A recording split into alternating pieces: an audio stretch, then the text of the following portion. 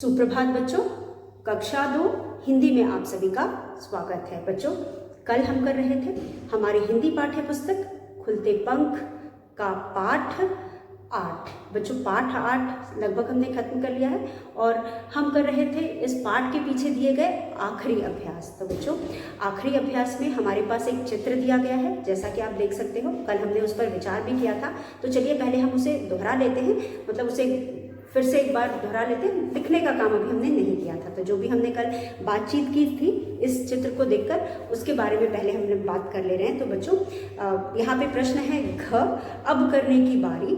जो इस पाठ के अंत में या हर पाठ के अंत में हमें एक अभ्यास दिया गया होता है, अब करने की बारी, जिसमें हम पाठ को पढ़ने के बाद जो भी सीखते हैं, जो भी जानते हैं, उसके आधार पर कुछ हमें प्रश्न दिए गए होते हैं। उन प्रश्नों को हम करते हैं यहाँ पे। तो ये प्रश्न आप लोगों के लिए होते हैं, लेकिन मैं आपकी सिर्फ मदद करती हूँ इन प्रश्नों को करने के लिए। तो यहाँ पे आप देख सकते हो पृष्ठ संख्या 46, आपकी किताब का पृष्ठ संख्या 46, खुलते पंख में एक चित्र दिया गया है जो एक जंगल का चित्र है और बहुत ही सुंदर सा चित्र है। मुझे ये चित्र बहुत अच्छा लग रहा है क्योंकि बच्चों यहाँ पे जंगल का सीन है। आप सभी को मैंने कल बताया था कि बहुत सारे जानवर हमारे आसपास रहते हैं और कुछ ऐसे हैं, मतलब कुछ हमारे आसपास रहते हैं और बहुत से ऐसे हैं जो जंगलों में रहते हैं। क्या आप जानते हो कि ये जैसा कि मैंने बताया कि ये सभी जानवर इसलिए जंगल में रहते हैं क्योंकि बहुत सारे जानवर ऐसे हैं जो पेड़ के भाग को खाते हैं, टहनियाँ से पत्ते तोड़कर खाते हैं, फलों को खाते हैं, घास खाते हैं। लेकिन इन घास खाने वाले जानवरों को भी बहुत से बड़े जानवर खाते हैं। तो ये सब जंगल में रहते हैं, एक दूसरे को खा के अपना पेट भरते हैं और इस तरह से पृथ्वी के ऊपर जो का संतुलन भी बना रहता है। मतलब हर कोई भी अगर किसी एक जानवर पशु पक्षी को न खाया जाए तो वह उसकी संख्या बढ़ जाएगी और इस तरह से जो संतुलन है वह बिगड़ जाएगा। तो यहाँ पे बच्चों, इसीलिए ये जंगल में रहने वाले जानवर अपने शिकार को पकड़ते हैं और शिकार को पकड़ने के लिए इन्हें छुपने की ज़रूरत पड़ती है। कभी कभी अपने आप को बचाने के लिए छुपने की ज़रूरत पड़ती है, कभी कभी छुप करके शिकार पकड़ने के लिए छुपने की ज़रूरत पड़ती है। तो वहाँ पे उन्हें झाड़ वगैरह में मिल जाते हैं, उसके पीछे वो छुपते हैं। तो इस तरह से जितने भी यहाँ पे पशु पक्षी होते हैं उनको रहने, खाने और छुपने छुपाने की जगह आराम से मिल जाती है और इसलिए ये इन जंगलों में रहते हैं। तो यहाँ पे आप देख सकते हो कि जंगल है और जंगल के बीच से एक नदी जा रही है। इसलिए जो ये चित्र दिया है मुझे बहुत अच्छा लग रहा है। यहाँ पे तरह तरह के जानवर हैं, आप देख सकते हैं। कोई पेड़ पर रहता है, बंदर जो है वो पेड़ के ऊपर रहता है। सांप कभी कभी पेड़ पर भी, कुछ सांप भी अलग अलग स्पीशीज़ के होते हैं या वैरायटी के होते हैं और वो अलग अलग जगहों पर रहते हैं। कुछ पानी में रहते हैं, कुछ बिल में रहते हैं, कुछ कभी कभी पेड़ से लटक रहे होते हैं। तो वो मतलब उनके ऊपर है, निर्भर करता है कि वो कहाँ रहते हैं। और कुछ तो पेड़ पे चढ़ ही नहीं पाते, ऐसे भी होते हैं। तो ये अपने हिसाब से रहते हैं। उसके बाद जो हिरन है वो इधर उधर झाड़ियों उड़ियों के पीछे छुप करके रहता है। भालू भी जंगल में इधर उधर ही रहता है। शेर गुफा में रहता है। उसके बाद हाथी भी खुले में झुंड में रहता है। हाथी कभी भी अकेले नहीं रहता, वो झुंड में रहता है। उसके बाद गिलहरी पेड़ पर रहती है, उल्लू पेड़ पर रहता है, जिराफ भी खुले में रहता है। तो इस तरह से ये सभी जानवर खुले में रहते हैं। और जो जिराफ है पेड़ की पत्तियां खाता है, हिरण भी घास या पत्तियां खाता है और जो शेर है, आपका बाघ है, ये सब मांसाहारी जानवर होते हैं, एक दूसरे को खा करके अपना पेट भरते हैं। तो यहाँ पे बच्चों, इस चित्र में हमें जो भी पशु पक्षी दिखाई दे रहे हैं उनके हमें नाम लिखना है। तो ये हमारे इस पाठ का आखिरी अभ्यास है जिसको हम यहाँ करेंगे और यहाँ दिए गए पशु पक्षियों के नाम लिखेंगे। तो हमारा पाठ है पाठ 8। पाठ है बच्चों 8। पाठ 8 चलो। च ल पे ओ की मात्रा लो, ख पे ए की मात्रा खे, ल त पे ए की मात्रा ते, ह पे ए की मात्रा हैं। तो पाठ है चलो खेलते हैं। अब इस पाठ का सारा अभ्यास हम कर चुके हैं, ये हमारा आखिरी अभ्यास है। तो चलिए हम इसे अब करते हैं। तो बच्चों, हमारा प्रश्न है घ। प्रश्न घ में आप देख सकते हैं, ये है घ। घ में जंगल, ज पे बिंदी, ग और ल, जंगल। जंगल में म पे ए की मात्रा में, छ पे छोटी की मात्रा छिपे, जंगल में छिपे। पशु पक्षी, यहाँ पे पशु भी है, पशु पक्षियों, पक्षियों, पक्षियों, जंगल में छुपे पशु पक्षियों को पहचान कर, क पे ओ की मात्रा को, पहचान कर, छुपे पशु पक्षियों को पहचान कर, यहाँ पे दोनों को एक साथ हम लिखेंगे, पहचान कर को एक साथ लिखेंगे, पहचान कर हमें क्या करना है, उनके नाम लिखो। उ न क पर एक ही मात्रा के, न पर आ की मात्रा, नाम लिखो, हमें उनके नाम लिखना है। तो पहले तो हम चित्र को ध्यान से देखेंगे और उसके बाद एक एक करके इन सभी के नाम लिखेंगे। तो चलिए हम दो ग्रुप बनाते हैं, यानी दो अलग अलग, एक तो पशुओं के नाम इसके नीचे लिखेंगे और उसके बाद पक्षियों के नाम। आपकी पुस्तक में अगर इस तरह से लिखने के लिए जगह नहीं है तो आप सामने सामने भी लिख सकते हैं, मतलब पशुओं के नाम के आगे आप पशुओं के नाम लिख सकते हैं। आपको यहाँ पे लाइंस दी गई है तो आप यहाँ पशु लिख लो, पशुओं के आगे पशुओं के नाम लिख सकते हो और पक्षियों के आगे पक्षियों के नाम लिख सकते हो। तो यहाँ पे आप देख सकते हो। तो पहला है जो हमारा ग्रुप है उसमें पशुओं के नाम लिखने हैं और दूसरे हेडिंग के नीचे हमें पक्षियों के नाम लिखने हैं। तो ये पहला हेडिंग है पशु और दूसरे हेडिंग में पक्षियों के नाम। पशु यानी जानवरों के नाम, जानवर में तो वैसे पक्षियाँ भी आ जाती हैं और पक्षियों में चिड़ियों के नाम। तो पशु में आपको कौन कौन से पशु दिखाई दे रहे हैं? सबसे पहले सबसे आगे हमें बंदर दिखाई दे रहा है, तो हम यहाँ लिखेंगे ब पे बिंदी बंदर। तो बच्चों सबसे पहले हमें बंदर दिखाई दे रहा है, इसलिए हम बंदर का नाम लिखेंगे। बंदर के ठीक ऊपर हमें सांप दिखाई दे रहा है, तो हम यहाँ लिखेंगे सांप। हम यहाँ सांप लिखेंगे, सांप, ये हो गया सांप। उसके बाद हमारे पास है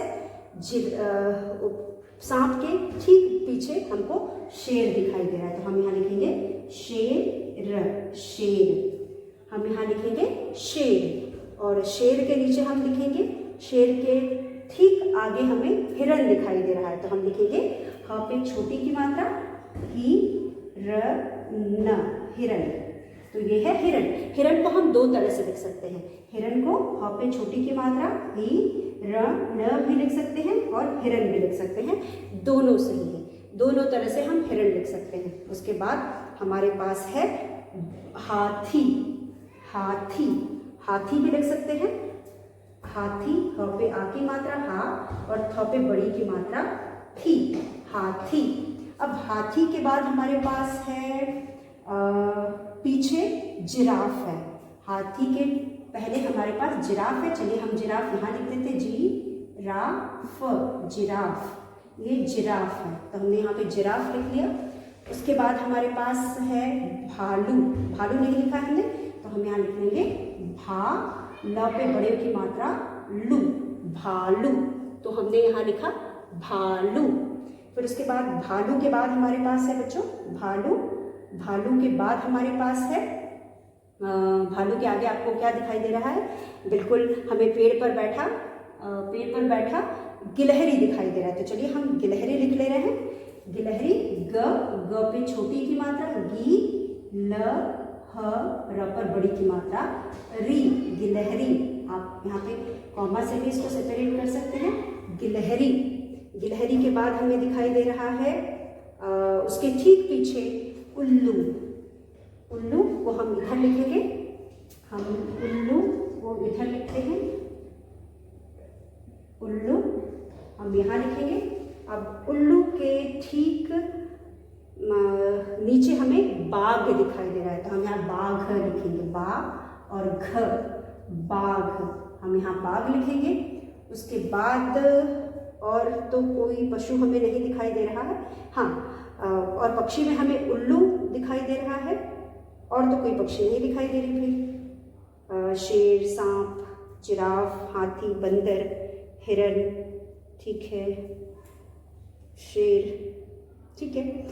बच्चों यहाँ पे आप देख सकते हैं कि यह कुछ पशु और पक्षियों के नाम है। तो कोई जरूरी नहीं है कि आप पशु पक्षियों के नाम से ही इनको लिखो, आप अपने हिसाब से भी यहाँ पे लिख सकते हैं। तो यहाँ पे जो भी नाम दिए गए हैं उनको हमने लिखा। चलिए एक बार पढ़ लेते हैं। तो हमने चित्र को देखा और बहुत ध्यान से चित्र को देखा। हमें जो भी पशु पक्षी यहाँ पे दिखाई दिए इन सभी के नाम हमने यहाँ पे लिखे हैं। तो चलिए एक बार इसे फिर पढ़ते हैं।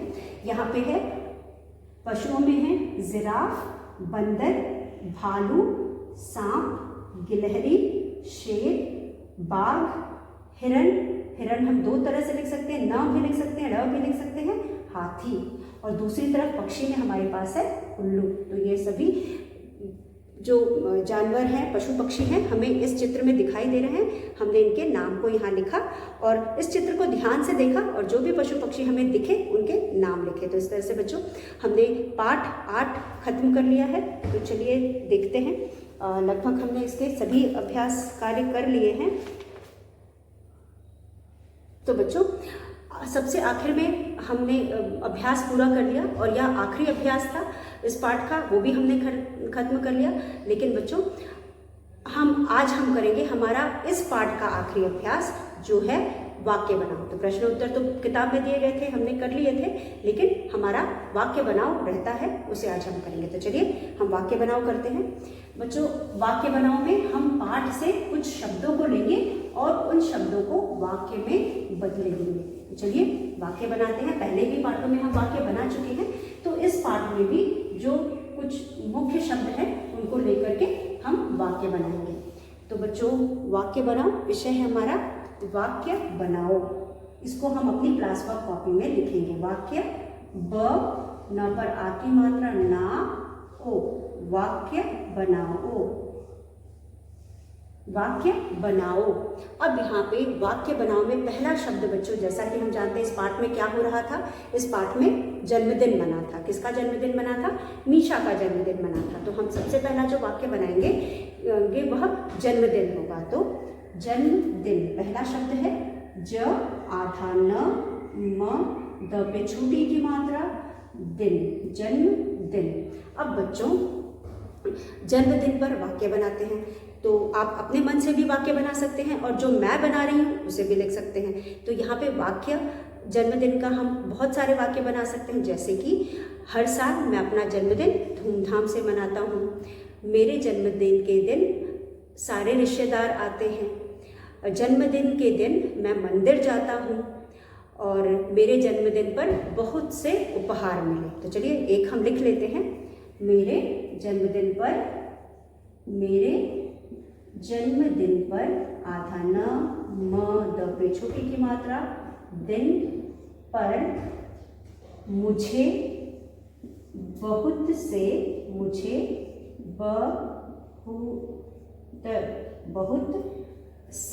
उपहार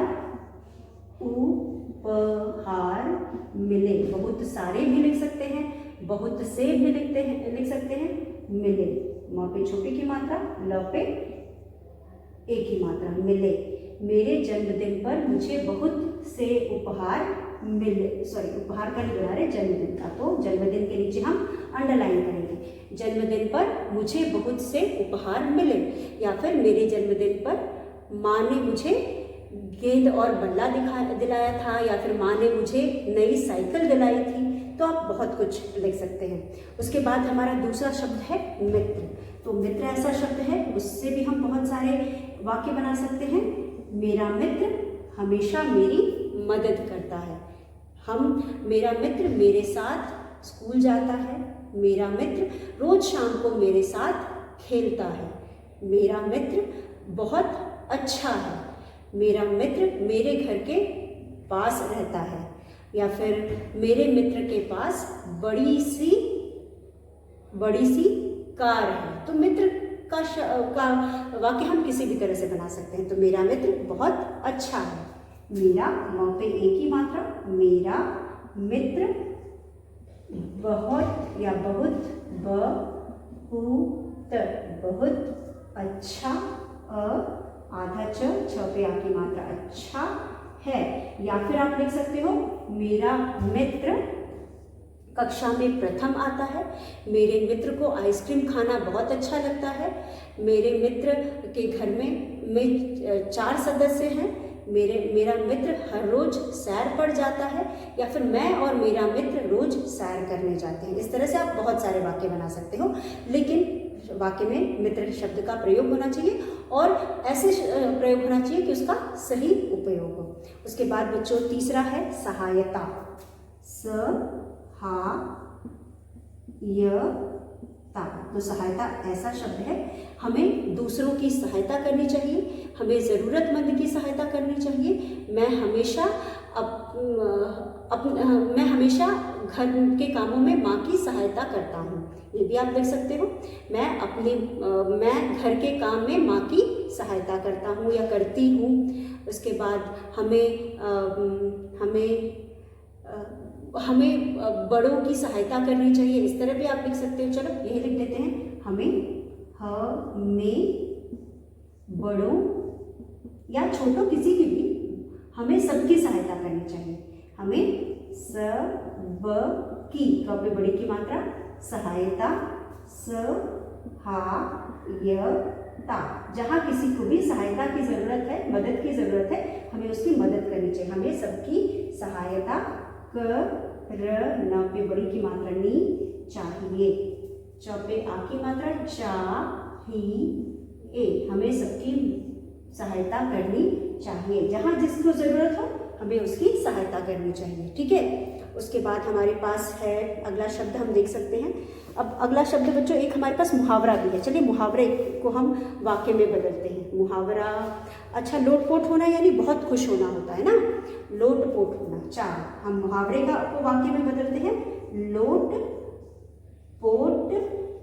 पपे की मात्रा पोट होना, लोटपोट होना। अब लोटपोट होना यानी बच्चों जब हम कुछ मजाक वाली बात सुनते हैं, या फिर हम कोई हंसी मजाक वाला फिल्म देखते हैं, या फिर हम बहुत हंसी मजाक वाला कपिल शर्मा शो देख करके मैं लोटपोट हो गया, ये भी आप लिख सकते हो। चलो वही लिख देते हैं, कपिल शर्मा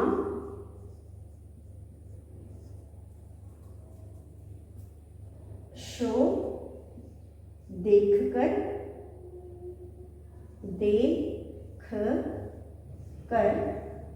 मैं, म पे ए की मात्रा मैं, लोट, इधर आपको दिखाई नहीं देगा, चलो दूसरे लाइन में हम लिखते हैं, मैं लोटपोट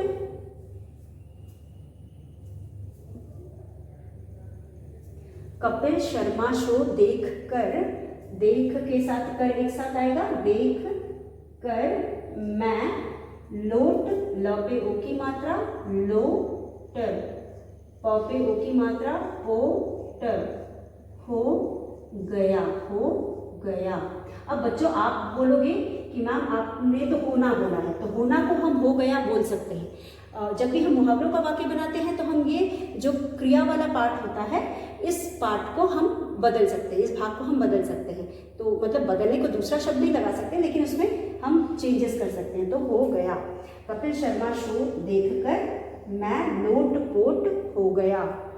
तो यहाँ पे आप ये भी लिख सकते हो, या फिर आप लिख सकते हो टॉम एंड जेरी देखकर मैं लोटपोट हो गया। टॉम एंड जेरी में भी खूब हंसी आती है, बच्चे खूब खुश होते हैं, देखते हैं तो उछल कूद करते हैं खुशी के मारे। तो वहाँ पे भी आप लिख सकते हो Kapil Sharma Tom and Jerry देखकर मैं लोटपोट हो गया, क्योंकि टॉम एंड जेरी जब आपस में लड़ते हैं देख करके मज़ा आता है और एक्साइटेड आप लोग होते हैं, तो भी आप लोटपोट हो जाते हैं। तो यहाँ पे कोई भी हंसी मजाक वाली चीज़ जहाँ पे बहुत आनंद आता है या खुशी महसूस होती है, तो वहाँ पे हम लोटपोट हो जाते हैं। तो यहाँ पे आप ये भी लिख सकते हो।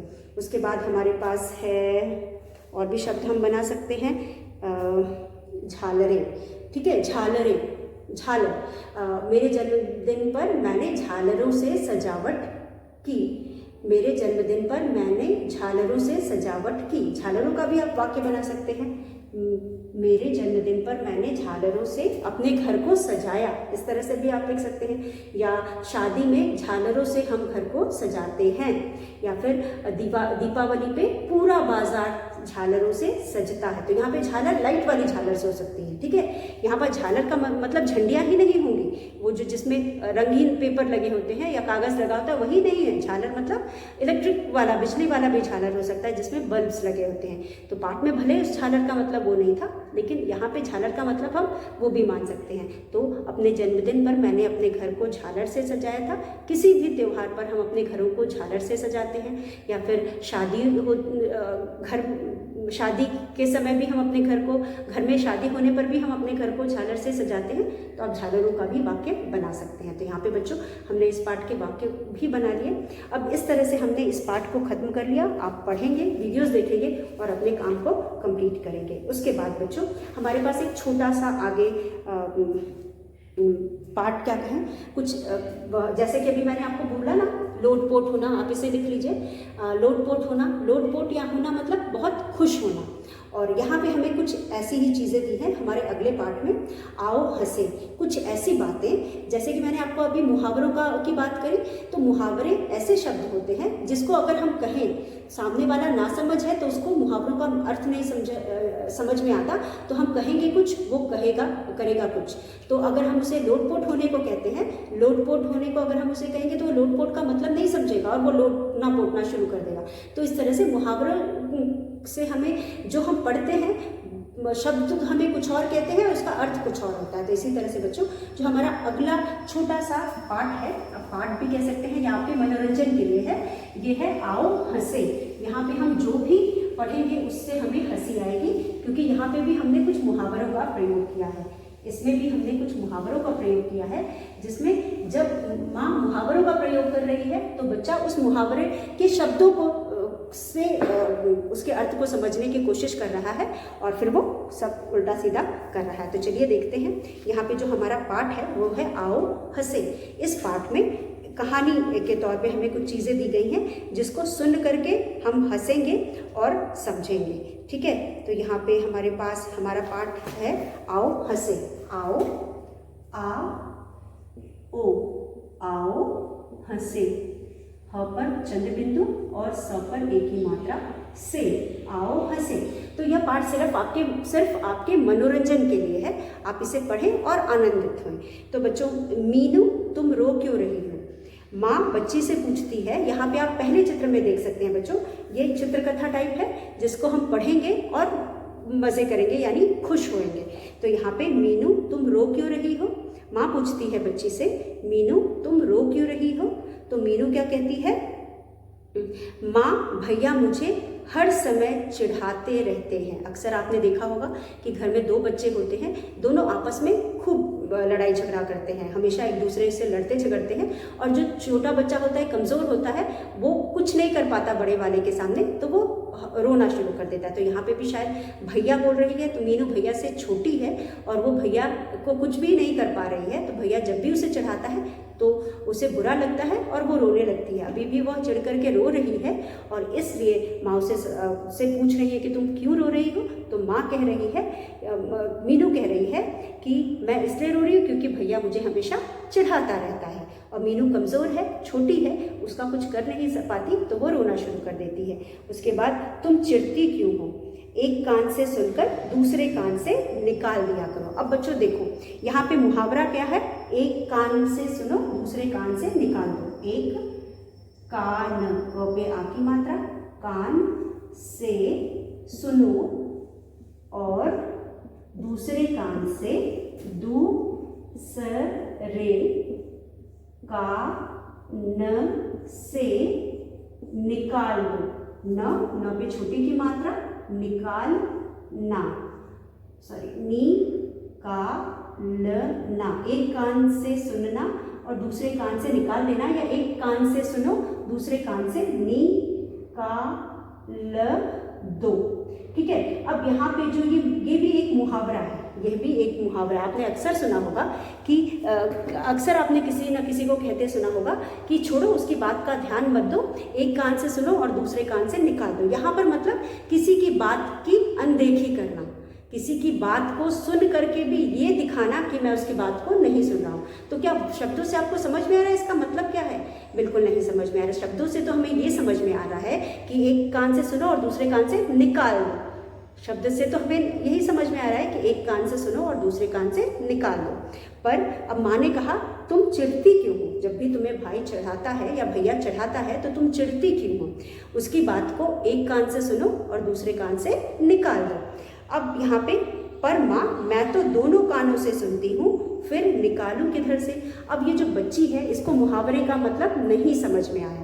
इस बच्चे को मुहावरे का मतलब नहीं समझ में आया। इसने तो जो शब्द सुने उसी से उसने समझने की कोशिश की। तो उसने शब्द सुने, एक कान से सुनो और दूसरे कान से निकाल दो। मतलब जो भी बात तुम सुन रहे हो उसे एक तरफ से सुनो, दूसरे तरफ से निकाल दो। हाँ, तो यहाँ पे किसी की बात को अनदेखा करना, अनसुना करना, ध्यान न देना, इस मुहावरे का मतलब है कि कोई अगर तुमसे कुछ कह रहा है तो उसकी बात को ध्यान न दो, उसको अनसुना कर दो।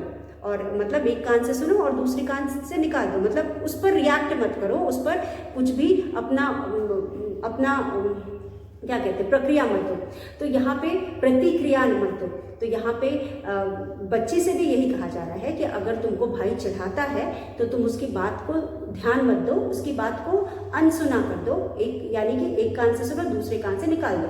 तो यह है मुहावरा। मुहावरे का मतलब होता है कि जो शब्द कहते हैं और उसका अर्थ दोनों अलग अलग होते हैं। शब्द से हमें कुछ और समझ में आता है और अर्थ कुछ और होता है। तो यहाँ पे यही बात माँ बच्चे को समझाना चाह रही है कि अगर भैया तुम्हें चढ़ाता है तो तुम्हें रोने की ज़रूरत नहीं है, तुम उसकी बात को अनसुना कर दो और एक कान से सुनो और दूसरे कान से निकाल दो, यानी उसकी बात पर ध्यान ही मत दो।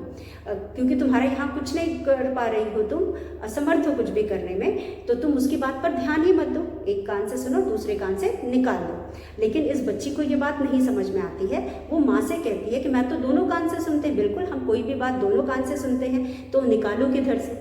इस बच्ची को बात समझ में नहीं आता। उस शब्दों को ही वो अपने माँ से दोहराती है और कहती है कि एक कान से मतलब दोनों कान से सुनती हूँ तो निकालो किधर से? तब उसे माँ समझाती है कि मतलब माँ समझाती नहीं है, मतलब ये हंसने वाली बात है कि मुहावरा बच्ची को नहीं समझ में आया और उसके बाद फिर वह जो उसको पढ़ के उसको जो समझ में आ रहा है या सुन के जो समझ में आ रहा है उसी पर वो कहती है। तो मीनू रो रही थी। माँ ने कहा कि क्यों रो रही हो? तो मीनू कहती है कि भाई मुझे हमेशा चिढ़ाता है, परेशान करता है। तो माँ उसे कहती है तुम उसकी बात का ध्यान ना दो, या फिर तुम चिढ़ती क्यों हो? मतलब तुम चिढ़ो मत, तुम उसकी बात पर ध्यान ही ना दो। एक कान से सुनो दूसरी कान से निकाल दो। लेकिन मीनू कहती है कि मैं तो दोनों कान से सुनती हूँ, तो निकालो किधर से? तो बच्चों ये हंसने वाली बात है, क्योंकि मैं आपको समझा रही हूँ इसलिए मुझे हंसी नहीं आ रही है। लेकिन जो समझदार, अगर दोनों तरफ वाले जान रहे हैं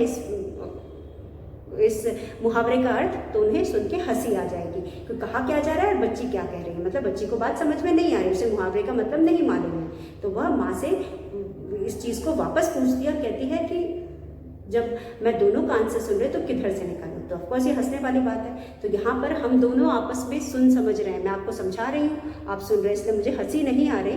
लेकिन अगर आपको भी पता होता मुहावरे का मतलब, तो हम लोग अगर इसे पढ़े तो हमें हंसी आ जाए। उसी तरह से दूसरा मुहावरा जो है, राजू सामान ठीक से तुलवा कर लाना। अब माँ ने कहा, जब राजू बाजार जा रहा था तो माँ ने क्या कहा? माँ ने कहा राजू सामान ठीक से तुलवा कर लाना। मतलब जब भी हम बाजार जाते हैं तो हमारी माँ हमें हिदायत देती है, नसीहत देती है कि देख करके सब्जी ले रहे हो तो देख के लेना, फल देख के लेना। उसी तरह यहाँ माँ कह रही है कि सामान जो तुलवाओगे तो उसे ध्यान देना, क्योंकि दुकानदार अक्सर क्या करते हैं, वो किसी न किसी तरह से हमें बेवकूफ़ बनाते हैं। तो चलिए देखते हैं माँ क्या कह रही है। तो आजकल दुकानदार डंडी मारते हैं। अब जब माँ ने कहा कि आजकल दुकान डंडी मारते हैं, तो ठीक है माँ, मैं यह डंडा लेकर जाता हूँ। तो हंसने वाली बात है ना। डंडी मारना मतलब वह वाला डंडा नहीं होता जिससे हम मारते हैं, किसी को चोट पहुँचाते हैं। डंडी मारना मतलब होता है बच्चों, इसे हम डाड़ी मारना भी कहते हैं। डाड़ी यानी कि वो जो ऊपर वाला जो डंडा होता है ना, उसे लोकल लैंग्वेज में डाड़ी मारना भी कहते हैं। तो जो ऊपर वाला बैलेंस का डंडा होता है, वो कुछ ऐसा फिटिंग करते हैं, एडजस्टमेंट करते हैं कि वो कम चीज़ तौलते हैं और वो दिखाता है ज़्यादा।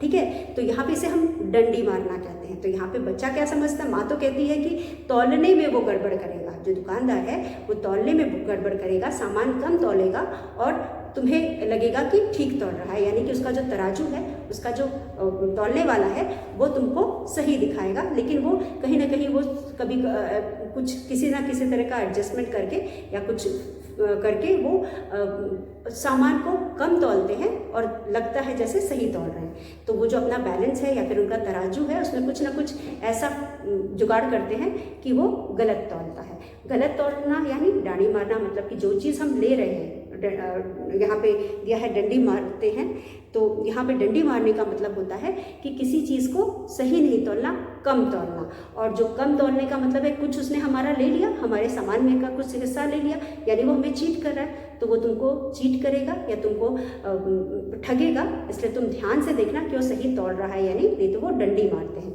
तो बच्चे ने क्या समझा डंडी मारने का मतलब? बच्चे ने समझा डंडी मारने का मतलब होता है कि जो असली डंडी होती है जिससे हम मारकर किसी को चोट पहुंचाते हैं, उस डंडी, वह डंडी कहने का अर्थ उस डंडी से है। इसलिए वो कहता है कि ठीक है माँ, मैं यह डंडा ले जाता हूँ, जब वह डंडी मारेगा तो मैं भी उसे मारूंगा। तो बच्चों बिल्कुल हंसने वाली बात है, अगर आपको भी मतलब समझ में आता तो आपको हंसी आती। तो इस तरह से बच्चों आज हमने इस पाठ को भी किया और इसमें हमने 2 मुहावरों को पढ़ा और समझा और एक जोक के तरह से हमने इनको देखा। तो आप इन दोनों पाठ के अभ्यास को और इसे भी कर लीजिएगा। इस पाठ को भी कल के वीडियो में एक बार फिर मिलेंगे और आगे के अभ्यास के साथ मिलेंगे। तब तक बच्चों खुश रहिए, घर पर रहिए, सुरक्षित रहिए। अगर घर से बाहर निकलते हैं तो मास्क पहनकर निकलिए, भीड़ भाड़ वाले जगहों पर मत जाइए बच्चों। अभी भी कोरोना का खतरा टला नहीं है, हमें अपने आप से सावधान रह करके अपने आप को बचाना है और अपने आसपास के लोगों को भी बचाना है। तो बच्चों धन्यवाद, कल एक बार फिर मिलेंगे। तब तक के लिए खुश रहिए और स्वस्थ रहिए।